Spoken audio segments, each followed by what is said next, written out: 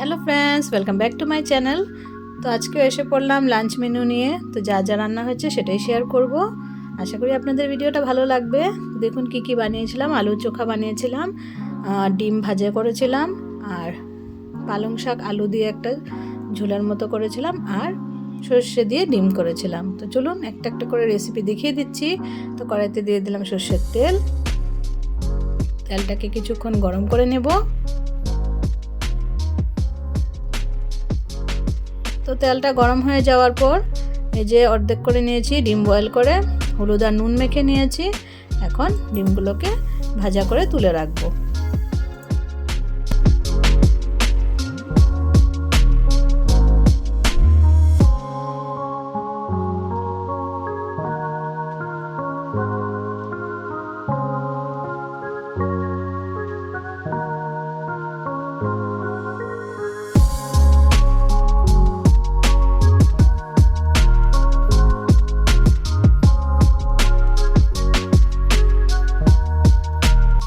তো ডিমটা ভাজা হয়ে গেছে, ডিমটাকে তুলে রাখলাম। তারপর সে তেলে দিয়ে দিলাম পাঁচফোড়ন দিয়ে আলু কেটে রেখেছিলাম পাতলা পাতলা করে, সেভাবে আলুটাকে ভেজে নেব হলুদ আর নুন দিয়ে।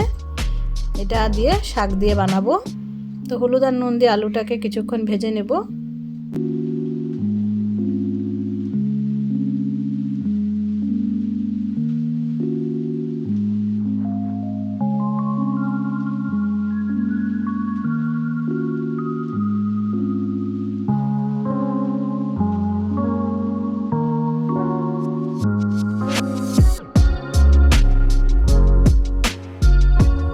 আলুগুলো ভাজা হয়ে গেছে, এবার আলুগুলোকে নামিয়ে রেখে দেব। নামিয়ে রেখে সেই তেলের মধ্যে দিয়ে দেব পালং শাক। শাকটাকে বড় বড় টুকরো রেখেছি, মানে 2 টুকরা করেছি শুধু, ছোট ছোট করিনি। এভাবে বড় বড় রাখলেই ভালো লাগে, কারণ মজে যায় পট করেই। তো তার জন্য এভাবে বড় বড় রেখেছি। আর এখন নুন আর সামান্য একটু হলুদ দিয়ে দেব, দিয়ে কিছুক্ষণ নাড়াচাড়া করে নেব।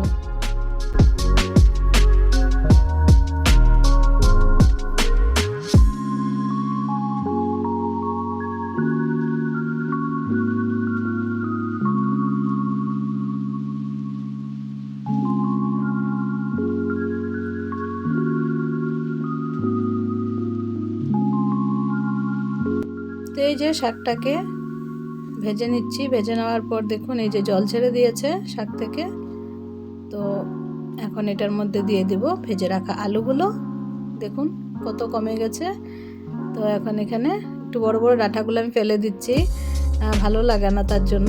আর এই যে ভেজে রাখা আলুটা এটার মধ্যে অ্যাড করে দিলাম। এখন আর কিছুক্ষণ রেখে এটা নামিয়ে দেব।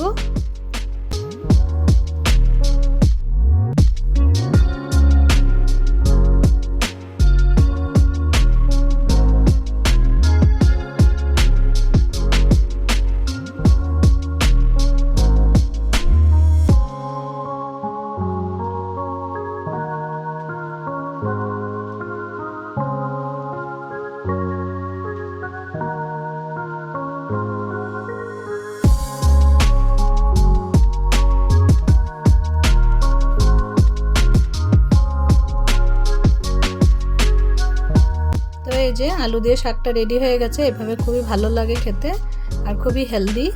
তো এখন নামিয়ে নিব। এই যে নামিয়ে নিলাম। তো এখন দেখুন আর কি বানাবো। কড়াইতে দিয়ে দিলাম সর্ষের তেল। কড়াইটা পরিষ্কার করে নিয়ে সর্ষের তেল দিয়ে দিলাম। এখন ডিম ভাপাটা করে নেব। তো কড়াইতেই করছি আজকে। তো ডিমগুলোকে একটু চিড়ে নিয়েছি, চিড়ে নিয়ে এই যে তেলে দিয়ে দিলাম, দিয়ে একটু সামান্য হালকা করে ভেজে নেব। তো ডিমগুলো দেওয়ার পর দিয়ে দিলাম নুন আর হলুদ দিয়ে দেব, দিয়ে ডিমটাকে ভালো করে ফ্রাই করে নেব।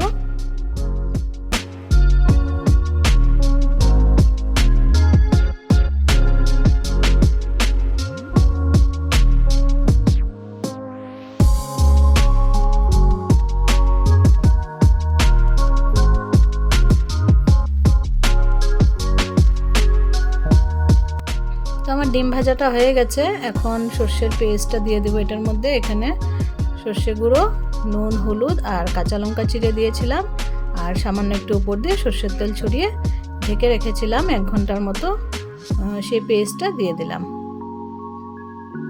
তো এখন কিছুক্ষণ ফুটতে দেব।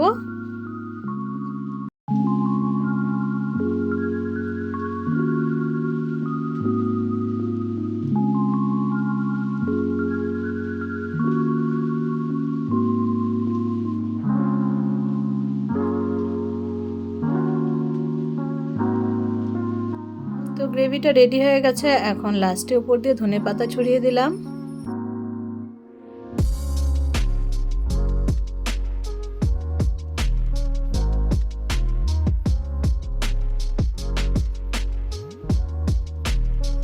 তো এই ডিমের রেসিপিটাও রেডি হয়ে গেল। আর একটু ঘন রাখতে পারেন, আমি একটু গ্রেভিটা রেখেছি, একটু পাতলা রেখেছি, তো যার যেভাবে পছন্দ। আর এখানে কিছুটা বয়েল আলু ছিল, সেই আলুটা দিয়ে একটু চোখা বানিয়ে নেব। তো আলুটাকে ম্যাশ করে নিলাম, ম্যাশ করে নিয়ে কড়াইতে দিয়ে দিলাম সাদা তেল।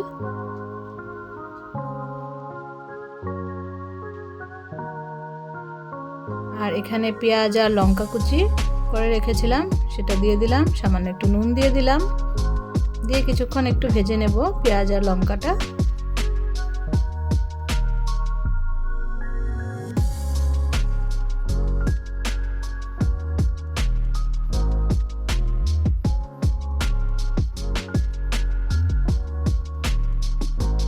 পেঁয়াজ লঙ্কাটা ভাজা হয়ে গেছে। এখন বয়েল করে রাখা আলুটা এটার মধ্যে অ্যাড করে দেব।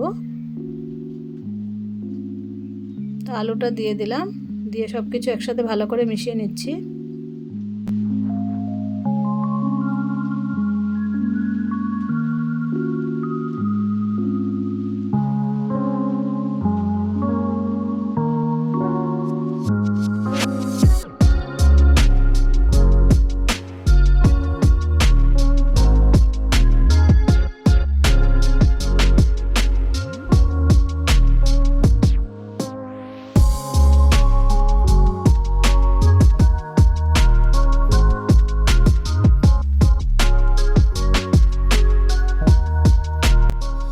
এই যে কিছুক্ষণ ধরে নাড়াচাড়া করে নেব, একটু ভাজা ভাজা হবে।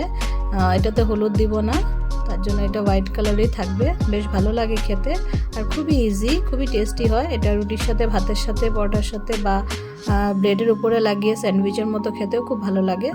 তো ওইভাবে একবার বানিয়ে দেখবেন, খুবই ইজি, খুবই সিম্পলভাবে রেডি হয়ে যায়, আর বেশি উপকরণেরও দরকার নেই। তা এখন দেখুন আরও কিছুক্ষণ ভেজে এটাকে তুলে নেব।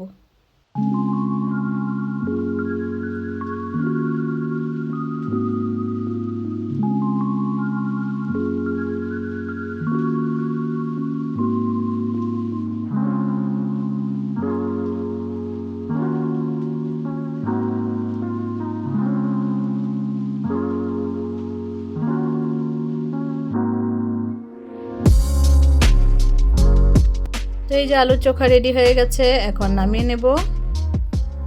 তো সব কিছু সার্ভ করে দেখিয়ে দিচ্ছি, দেখুন।